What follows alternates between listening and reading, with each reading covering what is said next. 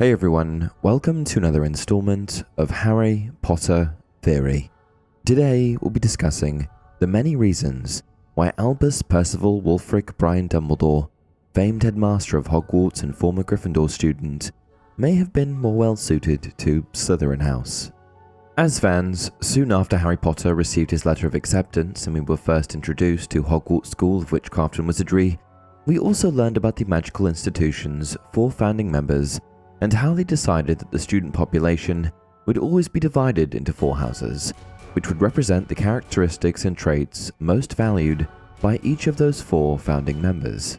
As the majority of you watching this will already know, the 4 founding members of Hogwarts School were Godric Gryffindor, Helga Hufflepuff, Rowena Ravenclaw, and Salazar Slytherin, with the corresponding houses being named after each of their surnames. And while later installments of the series eventually focused on students from the houses of Hufflepuff and Ravenclaw, the beginning of Harry Potter certainly had a lot more emphasis on Gryffindor and Slytherin. What's more, there was a very obvious dichotomy presented between the two, with all of the protagonist characters, aka the good guys, being Gryffindors, and all of the antagonists, or bad guys, being Slytherins. From Harry to the compassionate and friendly Weasley family who helped him find Platform 9 3/4, and the world-famous Headmaster Albus Dumbledore, everyone who was presented as good and heroic in the first few years of Harry's time at Hogwarts was a current or former Gryffindor student. By contrast, each of the baddies that we met during Harry's first few years were all Slytherins, including the bully Draco Malfoy, the cruel Professor Snape, and of course, the most evil wizard to have ever lived, Lord Voldemort. And who could forget what Hagrid told Harry before he entered his first year at Hogwarts? There's not a single witch or wizard who went bad who wasn't in Slytherin. You know who was one. As the series continues on and the wizarding world grows, however, adjustments were made that seemed to be trying to rectify this initial black and white world where all of the best witches and wizards were Gryffindors and all of the most evil ones were Slytherins. For example, years after the final book was published, WizardingWorld.com revealed that the great and powerful wizard Merlin was once a Slytherin student, describing the many great accomplishments he achieved during his lifetime to support all of wizard kind, despite their blood purity or ancestry, because, oh yeah, almost all Slytherins were previously described as being super prejudiced as well. So it would seem that Professor Albus Dumbledore, who's initially presented as a mentor and hero to Harry, was most likely made to be a Gryffindor simply because it aligned with the universe's limited perspective of good versus evil at the time. After all, The Philosopher's Stone was a novel written for a rather young readership, considering the overall story, language, and age of the central character, Harry Potter. But as the novels progressed, the plot lines matured and the characters evolved, so did our perspective and understanding of many of the witches and wizards presented throughout the series. Professor Snape, as it turned out, wasn't a two-dimensional, desperately evil Death Eater, and nor was Albus Dumbledore simply a wise, old wizarding hero who was Gryffindor through and through. In fact, as mentioned earlier on, some of Dumbledore's most prominent characteristics were actually incredibly Slytherin in nature, and of the top traits associated with that house, ambition, resourcefulness, and cunningness, Albus Dumbledore had them in spades. If not in his later years, certainly in his youth. This means that when he was sorted into his house at Hogwarts, he would have displayed immense ambition. After Dumbledore's death in Harry's 6th year at Hogwarts, we come to learn about a side of the headmaster that had previously been kept quite secret, at least from Harry. He was once terribly ambitious. In his youth, after Albus graduated from Hogwarts, he planned to travel the world, believing himself to be an incredibly brilliant and gifted young wizard, which shows he was also rather arrogant, another trait often associated with Slytherin. Tragically, before setting off on his world travels, Albus lost his mother and was left with the responsibility of caring for his unwell younger sister, Ariana. In a conversation filled with regret, Dumbledore shared with Harry that he greatly resented his responsibility as Ariana's guardian, feeling as though his talents were being wasted with such a task. This was also around the time that he met Godric Gryffindor, who inflamed his hunger for greatness and power even more. The two formed a close relationship, bonding over the idea of uniting the fabled Deathly Hallows and using them to take over the wizarding world and subjugate Muggle kind. Yes, the widely celebrated and famously just Albus Dumbledore once wished to force humans into subservience. This of course also demonstrates Dumbledore's openness to prejudice in his youth, which, as we discussed earlier, is another one of the values frequently associated with Slytherins. Fortunately, Dumbledore eventually moved away from this type of thinking, no longer hiding hateful and harmful ideologies behind obscure concepts such as the greater good. In fact, Albus even went so far as to carefully remove himself from positions of great power in order to help keep his propensity for ambition at bay. For example, in 1932, he turned down the opportunity to be the Supreme Mugwump, leader of the International Confederation of Wizards. He also turned down, on several occasions, the opportunity to become Minister for Magic. While catching up with Harry in Limbo in 1998, he explains that he turned the position down repeatedly for one main reason: he didn't trust himself with that much power. I, meanwhile, was offered the post of Minister for Magic, not once, but several times. Naturally, I refused. I had learned that I was not to be trusted with power. But you'd have been better, much better than Fudge or Scrimgeour, burst out Harry. Would I? Asked Dumbledore heavily. I'm not so sure. I had proven, as a very young man, that power was my weakness and my temptation. It is a curious thing, Harry, but perhaps those who are best suited to power are those who have never sought it. Those who, like you, have leadership thrust upon them, and take up the mantle because they must, and find to their own surprise that they wear it well. I was safer at Hogwarts, and it's for this reason that Dumbledore remained headmaster at Hogwarts for as long as he did. He simply didn't want to have access to any more power. This suggests that despite getting far better at suppressing his ambitions, Dumbledore continued to fear what he may do if given the opportunity for power. Dumbledore was also very resourceful. Despite keeping himself confined to the position of Hogwarts headmaster, Albus still managed to use who and what he had access to in order to accomplish the many plans he put into action over the years. He was a meticulous planner, which was evident by the end of the Harry Potter series when his 6-year-long mentorship of Harry was revealed to have been motivated by Dumbledore's desire to set the boy who lived up to sacrifice himself and defeat Lord Voldemort. Albus also uses his own impending death after touching the cursed heirloom ring of Marvolo Gaunt to his advantage, arranging for Professor Snape to kill him, thereby saving Draco Malfoy from having to commit murder against his will and solidifying Snape's position with the Dark Lord as a loyal Death Eater, which of course he was not. In Harry's 6th year, Dumbledore also used him as bait to convince Horace Slughorn to return to Hogwarts as the potions professor so that he could eventually use Harry to get Slughorn to share what he told Tom Riddle about Horcruxes. And so, time and time again, Dumbledore used the people and things at his disposal to help him achieve his goals. Cold, calculating, and resourceful, which leads us to the fact that Dumbledore was also an incredibly cunning wizard. While some may argue that Professor Dumbledore's smarts align him more with other Ravenclaws, the way in which he utilized his brilliance was a masterclass in being cunning. Throughout the series, there are many examples of Dumbledore leveraging his skill, but one of the most notable ways in which Albus showcases his cunning is through his flawless manipulations of those around him. Of course, we primarily see this with Harry, with his ultimate manipulation being that he trained up the boy to be, how did Professor Snape put it? Ah yes, a pig for slaughter.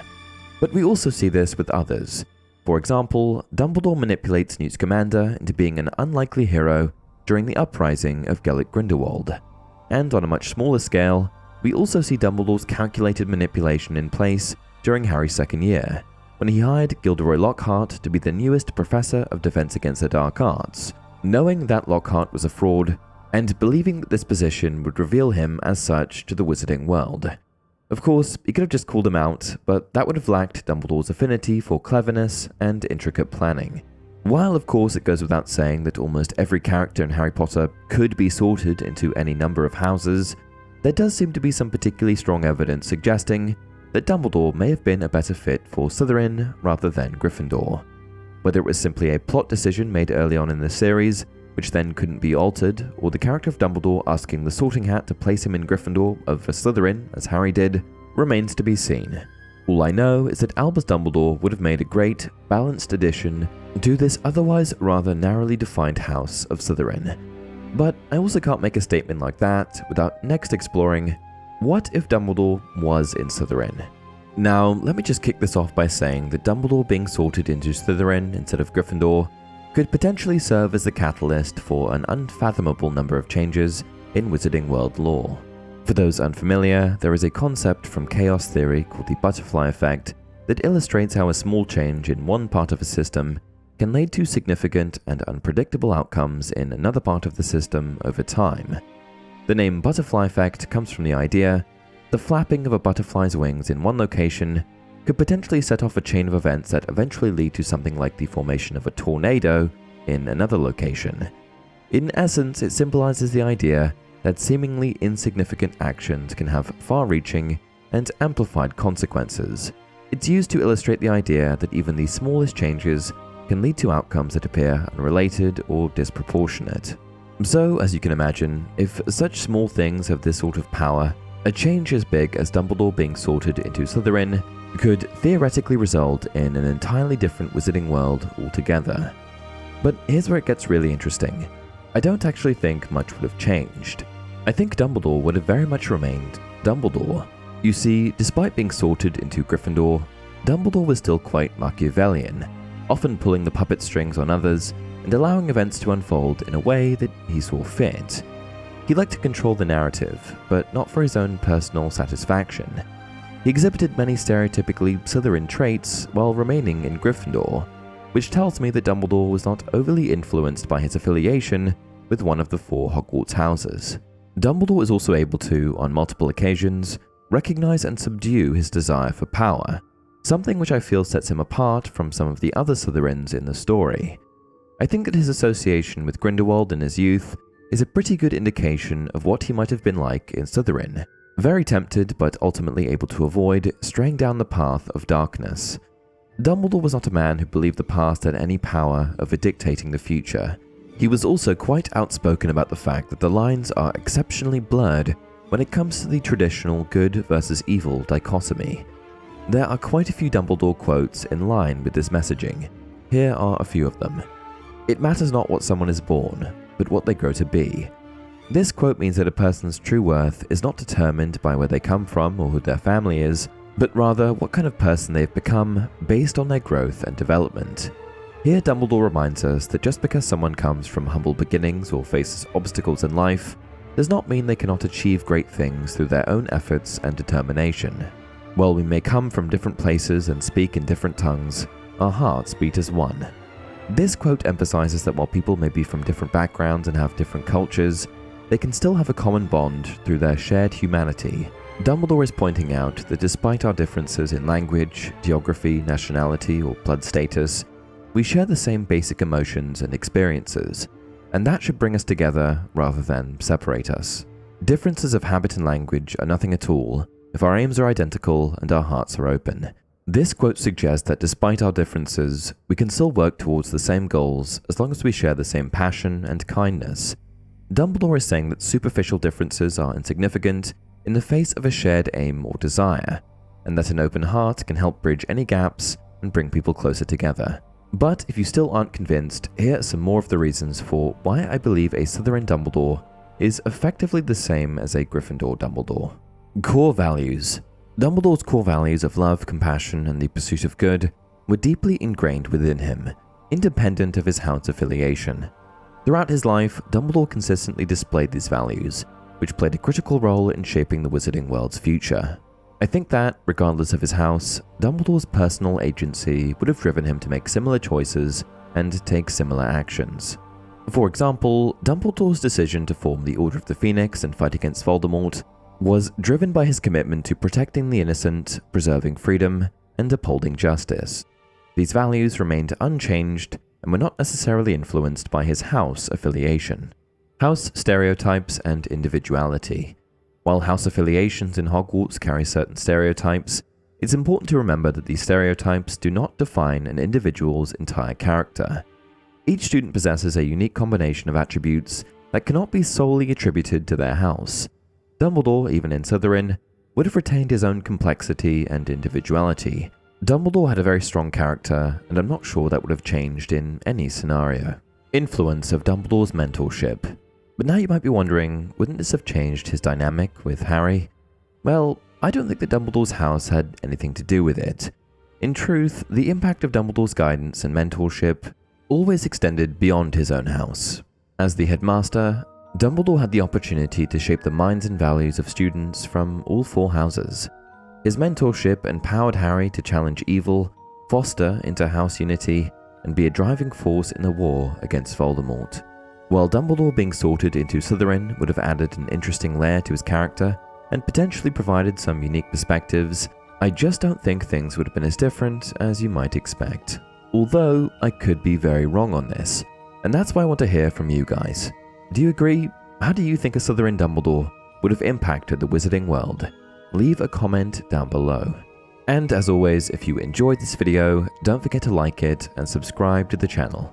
Also, be sure to check out the content on Spotify, as well as extra content on my second channel, Harry Potter Theory Extra. Until next time, remember, the world isn't split into good people and Death Eaters. We've all got both light and dark inside us. What matters is the part we choose to act on.